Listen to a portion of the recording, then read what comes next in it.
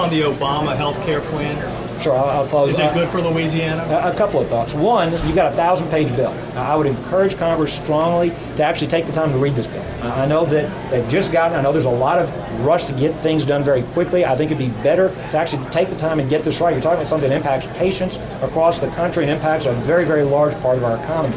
A couple of things, there's certainly reforms that have to be done. I absolutely agree with the administration and those in Congress that agree that we need to change our insurance marketplace so we're not punishing people who get sick, we're not denying coverage to those that are sick. Certainly we need an emphasis on electronic records. We've invested in that as a state. Certainly we need an emphasis on preventative and primary care. I think they could do even more to save money out of the healthcare system, be more aggressive in terms of providing primary access so people aren't going to the emergency rooms for unnecessary non-emergency visits. I think they could do more on cutting down on frivolous lawsuits in defensive medicine.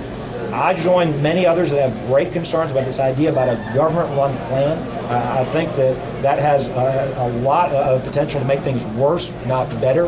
There's a lot of bureaucracy and complexity in the healthcare system already. I think every American should have access to affordable healthcare, but I do have concerns, and I think you're hearing it from many moderate Democratic House members, many Republican senators. I do have concerns about this idea about somehow that the government running things will magically make our healthcare system better. I think we should have a real debate on those other things that can make healthcare more affordable. The other thing I'd be very nervous about is every time you turn around, they're talking about raising taxes to pay for this. They've talked about raising taxes on people with health care, on sodas. They've talked about raising taxes on small business owners.